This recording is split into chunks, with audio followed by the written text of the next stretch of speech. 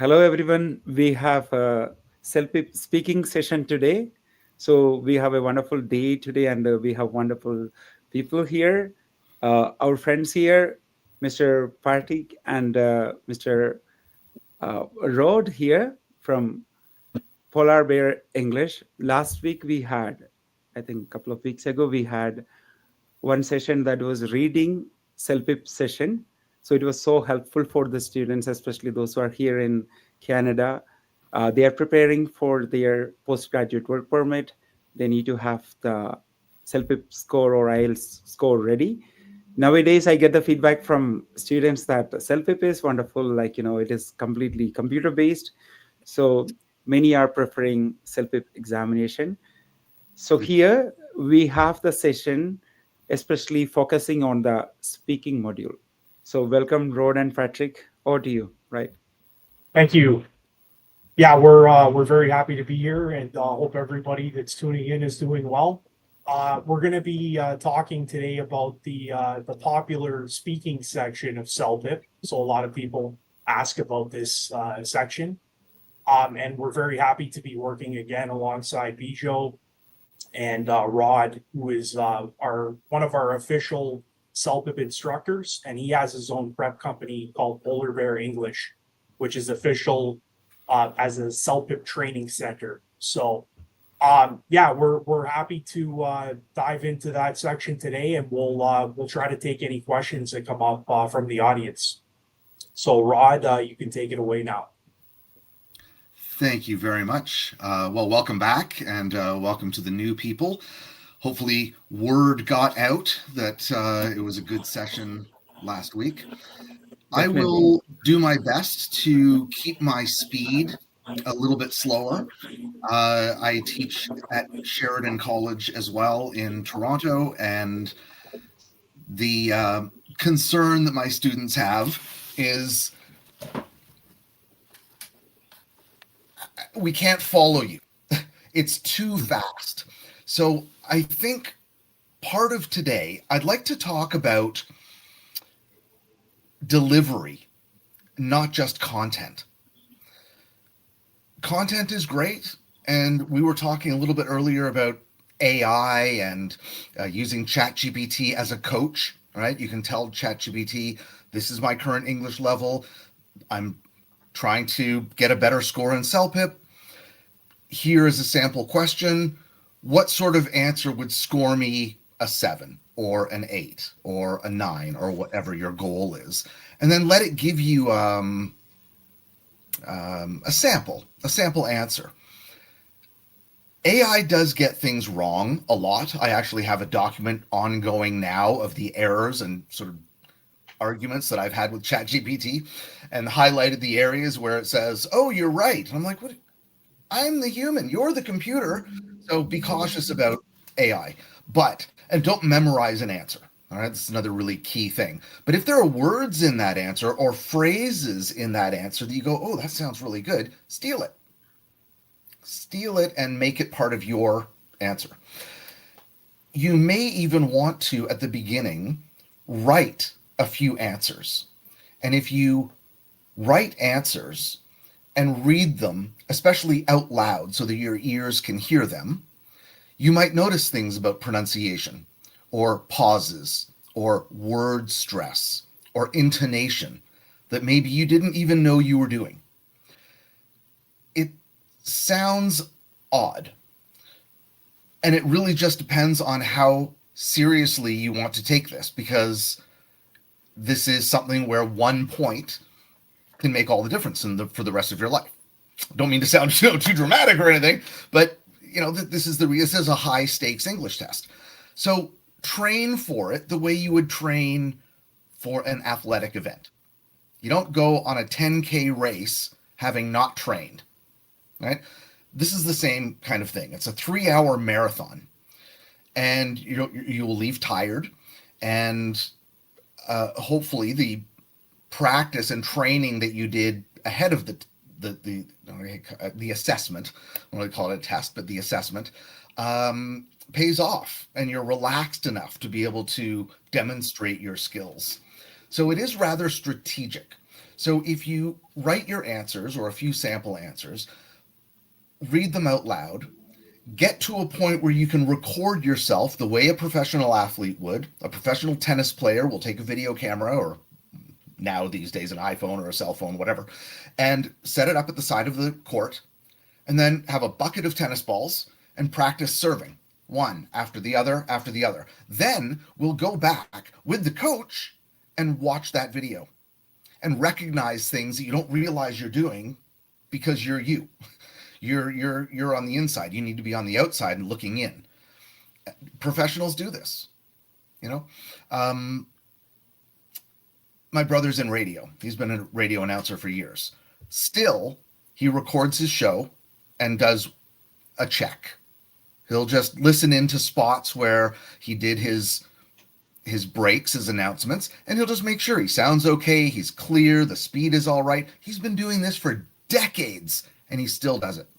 It's a method of, you know, self-reflection, self-check. You could name it a number of different things. So the point is, it all depends on your level of seriousness in terms of taking the test. Let me, Bijo, did you want to add anything? I can go to my. I'm good. My I'm shares. good. I'm good. I'm Okay. good. You can continue, please. Okay, so let's go to my share screen. Sure.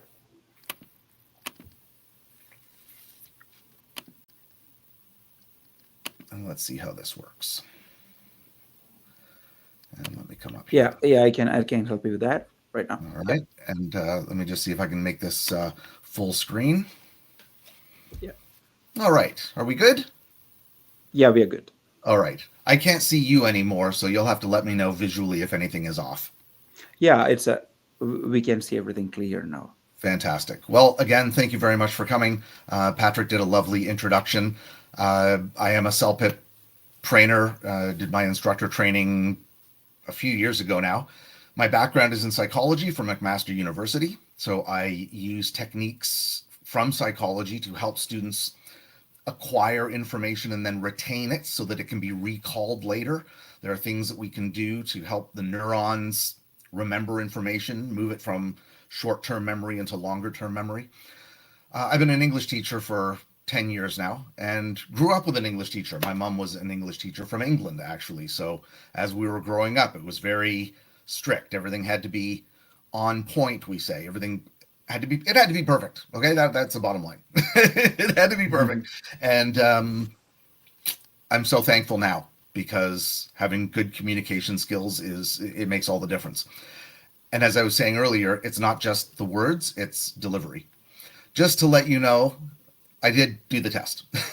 I had to do it as part of a certification process, and it turned out okay. But let me tell you, you now know my background.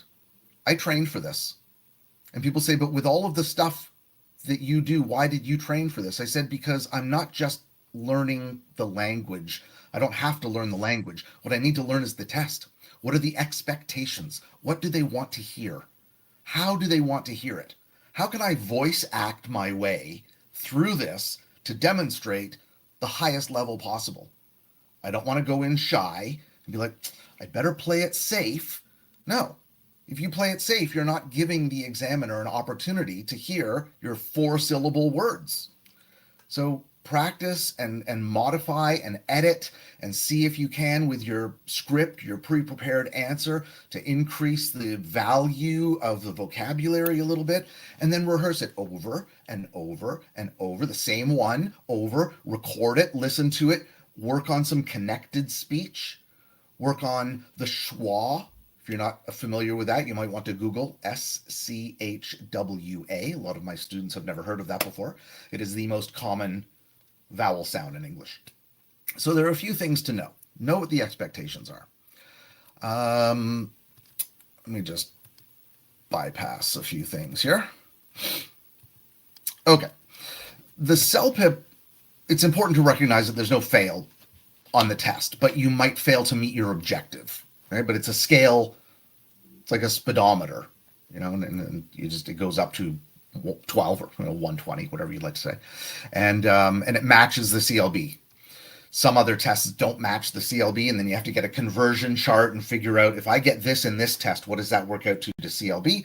CELPIP and CLB are exactly the same because CELPIP is a Canadian test. When you get more comfortable with some of the tasks that they give you, task 1, task 2, start to use a stopwatch. Start to use a timer. Your phone, your computer, wall clock, whatever, because you want to train your brain to know what 60 seconds feels like or what 90 seconds feels like, because that's how long you'll have to speak. There is a bar, blue and white bar, that changes color as time progresses through your answer, so you know I'm getting close to the end. But if you don't know what 90 seconds sounds like or feels like, and you speak for 30 seconds and think that's enough, you're in trouble. And you can't repeat yourself, so you'd better be creative, fast. Much better to be prepared. Know what 60 seconds feels like. Know what 90 seconds feels like. Train for it like a marathon. Know what the kilometer 5 feels like. Know what kilometer 7 feels like. Go through it a few times. Then watch the bar, and don't let the bar freak you out. This is the psychological readiness. Don't let the bar freak you out. The bar is not saying, hurry up, come on, you better get it done or you're going to be in big trouble. No, the bar is saying, by the time I get halfway, you should be around halfway through your answer. And when I get down to 3/4, you should be thinking about your conclusion. When I get down to the very end, you should be ending your thought. And it's okay to have a few seconds at the end of silence. Don't talk through the ending. Even if you have more to say, just, you see that clock running out? So that's your coach. Okay, the timer on the test is your coach. It's not your enemy. Part of the psychological readiness. Also, Patrick and I always say, sleep well. The errors, the famous errors that have been made, if you were to Google what catastrophes have been attributed to a lack of sleep, you'll be astonished. Another word for amazed. Another word for surprised. Okay. So this is a very short part of the test because you're speaking, you're not editing and changing words. Once it's out, it's out. We say once the toothpaste is out of the tube, you can't put it back. Yep. So that's the benefit of practicing. The tasks get progressively more difficult. We will take a look at these, and I'm going to go through them a little bit more quickly because in order for this to be interactive, I would love to hear if you have any questions. You can write them in the chat. Sample questions for task 3. Oh, sorry, that's a describe a scene. Sample questions for task 2, for example. Sample questions for task 5 or 6 or 7. Patrick will probably look for some as well, so we can talk about a bit of a variety. When I say 30-90, that's 30 seconds to prepare and 90 seconds to speak. Watch the instructions for things like left on voicemail. You sort of have to act that you've been waiting and the message has gone through and then beep, and then you can say, oh, hey, sorry I missed you, and then go into your answer because you're indicating that you understand what voicemail is. Right? So you're using the question to sort of give you some ideas on creativity. And it says you're talking to a friend.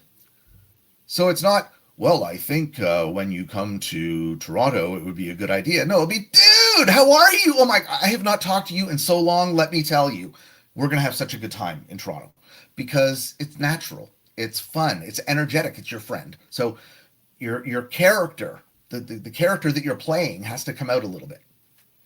That drama that I have in my voice, you don't want to overplay it, but you want to let the examiner know that you know how to stress certain words. You're comfortable with the rhythm, as opposed to something that sounds a little bit more robotic and AI.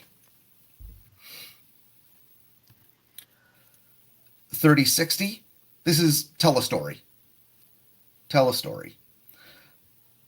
Don't copy words from the question. whatever the question says, if you would like to restate the question to start your answer, don't use the same words. Because if you use the same words, the examiner says, this person probably doesn't understand any of those words. And they just copied what we've said already. Points, 0. So paraphrase.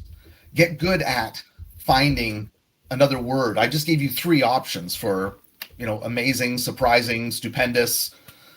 So there's always ways to paraphrase. Describing a scene, 30-60. I would do most of your training here. It's a sort of a 2-part question, but they've split it up into 2 tasks. So the first part is describe what you see. The second part is make a prediction, or predictions, plural, about what you think might happen next. Don't confuse those 2. On test day, in part 1, don't talk about what you think might happen next. And in part 2, don't describe anything. Right? You've done those. Keep those things separate from each other. I personally prefer to start in the background and describe the scene. See, if I tell you there's a man with a camera, I have no idea where we are. Are we on a mountain? Are we at a birthday party? Are we in a restaurant? Is it a photo studio? Is somebody getting their passport picture taken? I got nothing, right? But if we start with, oh, this is an illustration. It's a really colorful illustration. It's outside. We're outside. It's daytime. And I can see in the background there are some hills or mountains. But in the main part of the picture, it's a river with a little bridge. And the river has a truck that it's fallen into. The truck is driven into the river. And on the bridge, on the left, I can see da-da-da, and in the middle, I can see da-da-da, and on the right, I can see the crane and the blah, blah, blah. In the foreground, that's the part closest to me, on the left, I can see a man who is injured and he's being tended to by what I think are paramedics, and they're wearing white outfits. And at the bottom on the right is somebody taking pictures. He's crouching. He's wearing a tan-colored jacket and jeans. And he's taking pictures, it looks like, of the firefighters who are removing gas from the truck. Right? There's no time to talk about everything. You can't. It looks like there's a dog catcher here. It looks like there's a dog here. I didn't talk about the kids. I didn't talk about the archway. I didn't mention the firefighter with the paramedics. I didn't mention the stretcher. I didn't talk about the colors of the ambulance or the green of the... There's just no time. So pick those things that are most important. Describe people by what they're wearing and what they're doing. Brown coat, jeans, boots, crouching, taking a picture. Very descriptive. So we've got direction, background, foreground. We've got left side, right side. We've got describing colors, clothes, and actions. Then we can move to part 2. I think the photographer is going to go back, all future tense.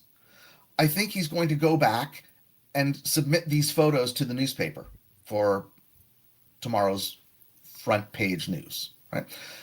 I think that crane that's on the right-hand side is going to lower the hook and grab the trailer, and it's going to help to pull the trailer back up onto the road. And I think the dog catcher is going to decide that he doesn't want to get his feet wet. So even though he can see the dog, he's not going swimming, so he's just going to ignore it.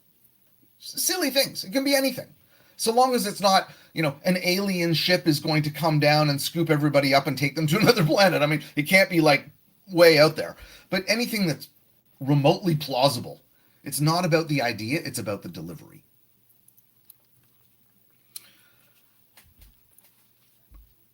Comparing and persuading are 2 words that seem to confuse people. I think just this week I was saying to my students at Sheridan, to put it simply, comparing things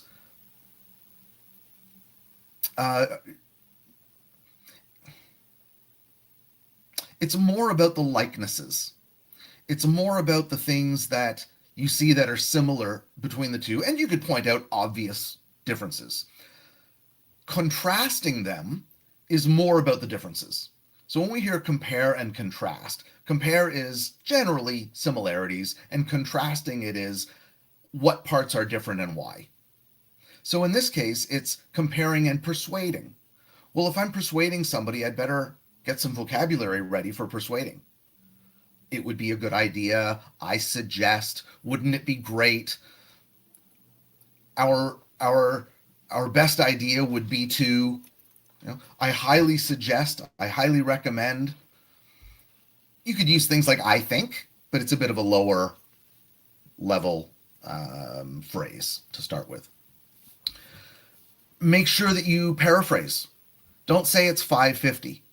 Say it's $50 more than the other one. Don't say that it's a strong desk. How about it's a sturdy workstation? Right? It's not 1 year of insurance. It's 12 months of money back guarantee. Something. You can modify it a little bit. Just show that you understand the concept of what it is that you're reading.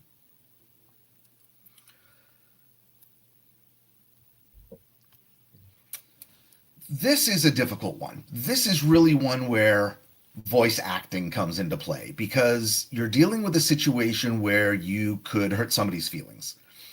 So it might be, and I can't recall if I have an example later, but it might be something like, your best friend wants to come and visit you for 2 months this summer, but your partner really doesn't like this person because of a previous interaction that went bad. You can either A, tell your friend why they cannot stay with you, or B, tell your partner why they should be able to stay with you. Right? Either one is going to create a situation where you need to be tactful, careful with your vocabulary, not offensive, convincing. So all of these things caring, all of these things come into play. So when I say lend charity, we often think of charity as money, but to lend charity to an idea means to give the idea its respect and put yourself into a position where you agree with that opinion for a little while just to be able to understand it better, right? So you might have to lend charity to the fact that your partner doesn't like this person, right? You're not feeling the anger, they are, but you're lending charity. You're saying, okay, I get it. I understand. Seeing different perspectives, very important. Using words like, if you could consider, right? I have here as an example, I understand that. Jumping to conclusions is a figurative expression, and you might want to Google or ask AI for idioms and metaphors. Idioms and metaphors, because there are some that are very, very common. And if you can type in 10 most common metaphors and can't remember what the other one was. All these thoughts going on in my head. It's what happens when you're a creative person. Go find the top 10 and see whether or not you're hearing them in the community. And if you are, start to add them to your vocabulary, because it makes you sound far more native when you're using the expressions that are used commonly in your area. Expressing an opinion. There's no right or wrong answer on this. Your answer will not be judged for how plausible it is or how likely it is to succeed. None of that matters. What matters is how well do you deliver your opinion. So this very bottom one here, it's being talked about again, just based on housing costs. Should there be a guaranteed basic income for all? Should everybody be guaranteed to get at least to a certain minimum? If you're making more, you still get it, right? It's not based on wealth, but it's a guaranteed minimum for everybody. Maybe $2,000 a month, maybe $1,500. Not enough that people won't work, but enough that they don't have to steal food. Do you think that's a good idea? Why or why not? Now you're like, oh my God, I have 30 seconds to talk about a social issue this big. So you really got to think quickly about what would be good, what would be bad, pick a side, and it really doesn't matter the side. In your training, practice both sides. Oh, it's a terrible idea. People won't work. They'll get lazy.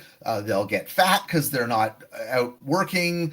Their brain will turn to mush, all the negative things. Oh, it would be a great idea. We would have fewer people on the streets. People wouldn't have to break into cars for change. More people would be able to eat. If you're eating well, you're thinking better. And if you're thinking better, you can get a job. So there's no right or wrong answer. Entirely up to Okay, you. Rob, there's another one here too. Like, for example, do you think nowadays that people spend too much time on their cell phones? Oh, beautiful. Explain your reasons for Beautiful. task setting. Fantastic. I love it. I love it. And I don't want to hear more of those in just a sec. This is just like describing the scene, but it's just describing something that it's weird. Usually it's artwork, right? So the prompt might say you're walking down the street, you see this picture in an art store, call your partner, describe the picture, and ask them if you can buy it. Make sure you include all three of those things. You could talk about watercolor, the turtle, clouds coming out of a broken light bulb, a pirate ship, the seagulls, the base of the light bulb, the grassy mountain, the waterfall. There's lots of the gray background, lots to talk about. If you want to spice it up, get into that AI. Get into ChatGPT, Gemini, Claude. There's lots of AI platforms now. And look for some of these things. I mentioned earlier, similes, metaphors, analogies. I'll give you a moment to have a look at this. I don't like to read slides. If ever you're doing a presentation for school, don't read your slides. The audience can read the slide. They read faster than you can speak. All right. There's my contact information if you would like to contact me, and we can talk about doing CELPIP training. And let me just stop my screen share here.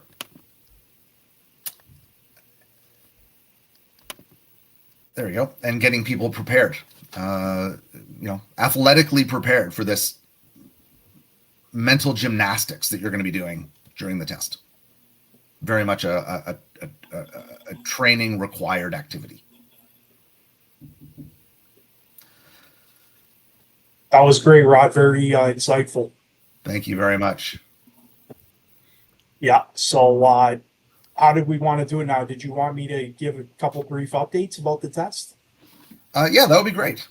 Sounds good. Yeah. So I'll just share my screen here. Just give me a second, folks. Okay.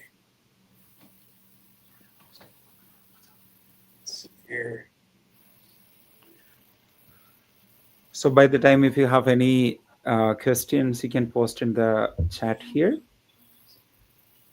It's about the live session is happening about CELPIP speaking. Last week we had CELPIP reading, and we had got a lot of people shared their feedbacks on the session. So reading was a tough session for many people. People were not scoring better. So the session was really helpful. And hopefully this also will be a great help, because Rod has shared a lot of techniques and hacks to score well. It's all about improving your English language skills, I hope. And yeah, English communication skills. Let's say that. Yeah, it's not just the language. Rod, I have a comment here that I couldn't capture his contact info. Can you just Sure. repeat, or you can tell your phone number even, or you can you put it in the comment box? I will certainly put it in the comments. Right, Absolutely. Yeah. So Rod is offering different sessions. Those who are looking for the training, CELPIP. He's a accredited teacher, so he runs batches online. So from any country, you can take up his courses. What's the price for the sessions, Rod? If we can get a group together, normally, so if somebody goes by themselves, Yeah. I'm still using pandemic rates because the Yes. training can't be more than the test, right? Yeah.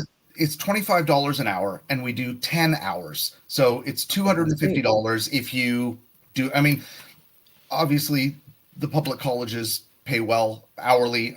I'm doing this not really for the money. I want to be able to help people. There has to be something for the equipment that I use, but if we can get 10 people together, Yeah. or maybe even 8 people together, and make it $100 per person, then not only do you have access to on time immediate feedback, but you also now have partners that you can pair with, share each other's contact information, get on a WhatsApp group, and that's your study pod who's going for the same maybe level that you're going for. And so there That's are great. options we can So do. Rod will be posting his email ID here, so you can also contact directly him. So that'll be um, awesome. Like the people right now struggling with a writing the next time, many attempts, rather than spending too much money on without preparation. Go for the preparation, then get good results. Right. Is that ready, Patrick? Your screen? Yeah, it's here. Can I'm you just see the adding to you. slides? Yeah. I have added to Okay, you.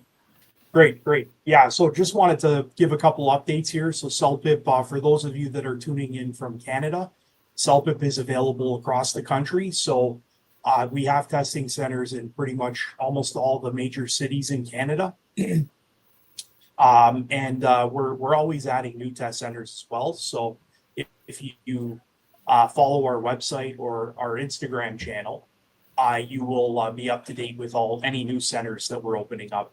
But right now we have, I would say, over probably 100 centers in Canada.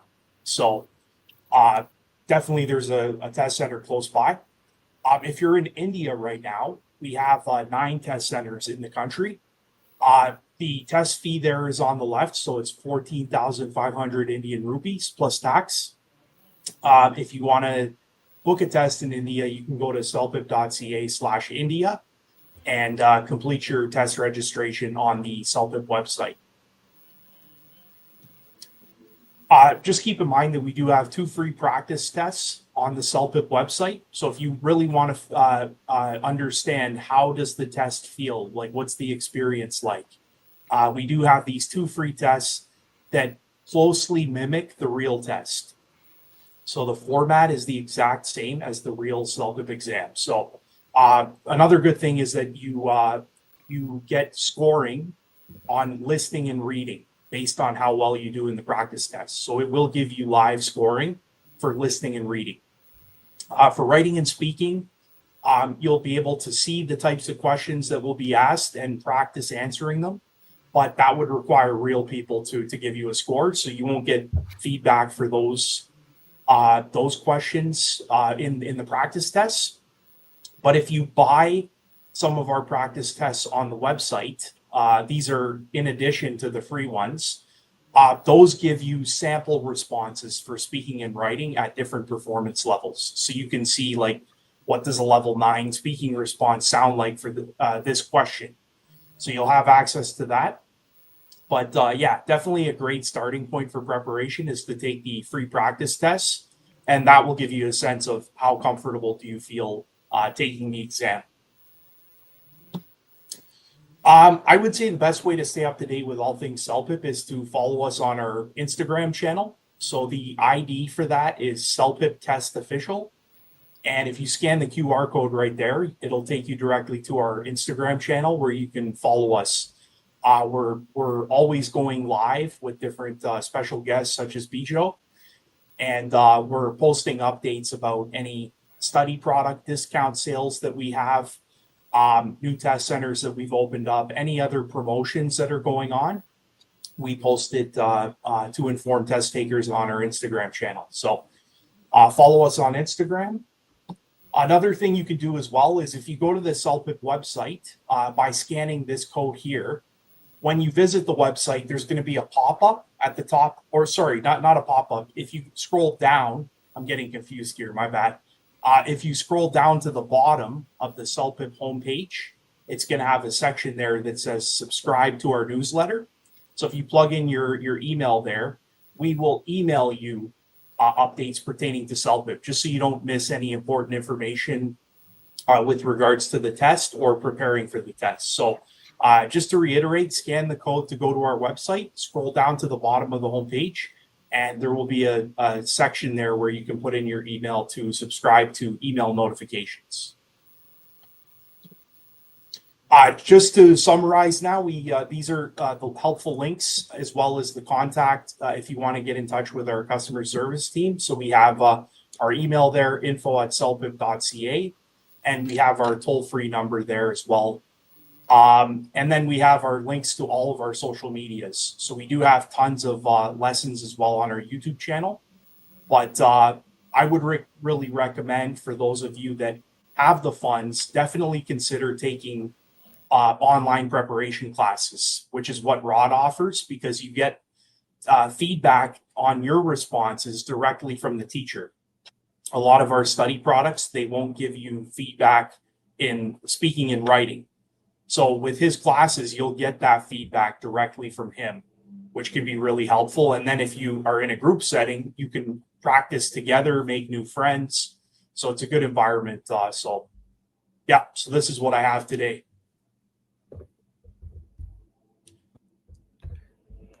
Thank you.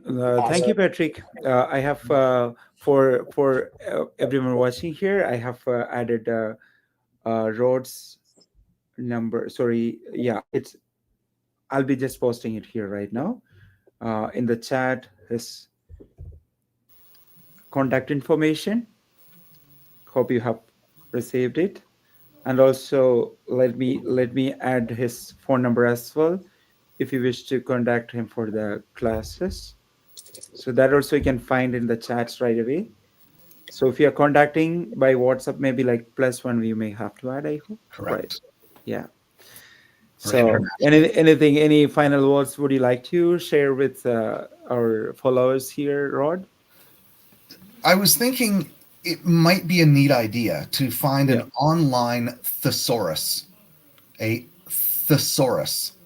It's like a dictionary, but instead of giving the definition of the word, it gives words that are very close, words that are in the same family.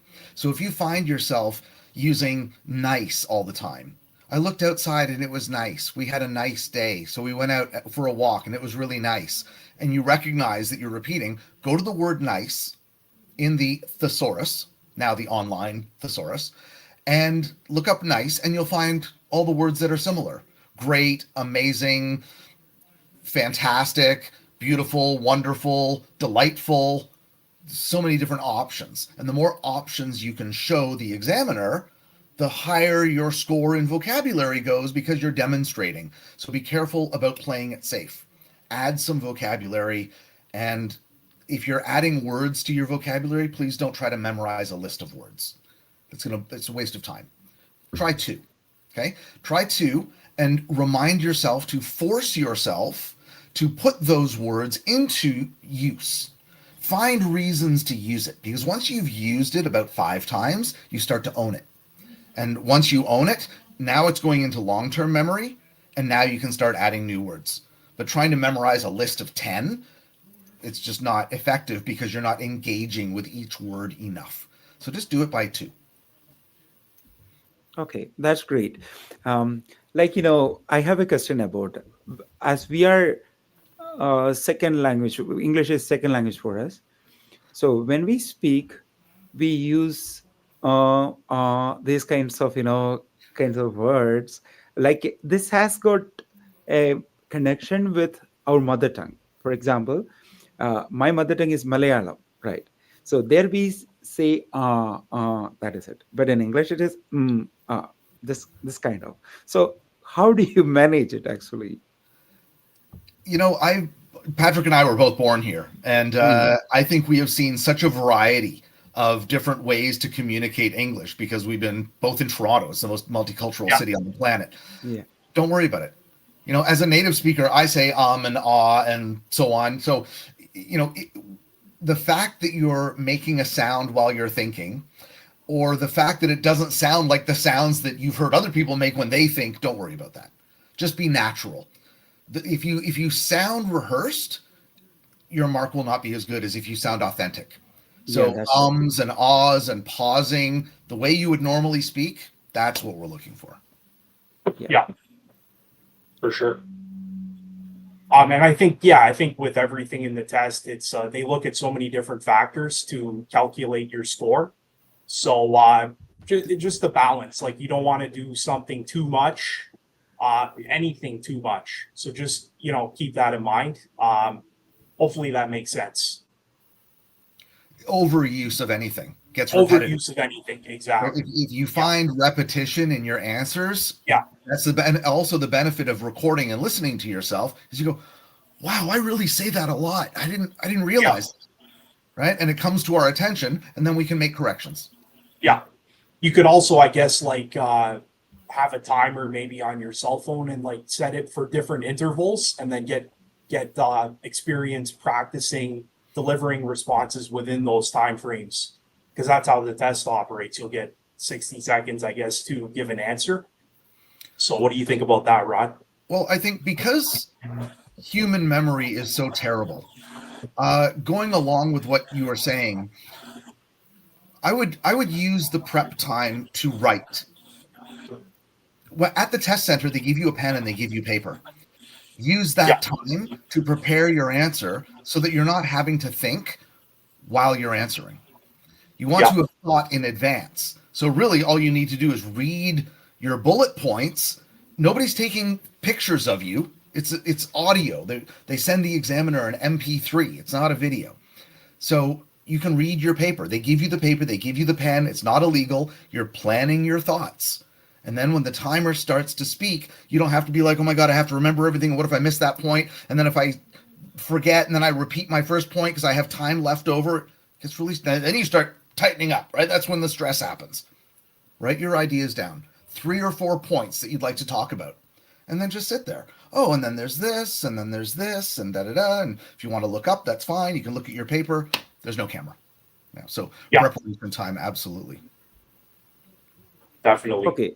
I have a question about the test center setting, actually. When 10 or 15 students sitting together and writing the examination or appearing for the speaking test. So how loud we have to speak?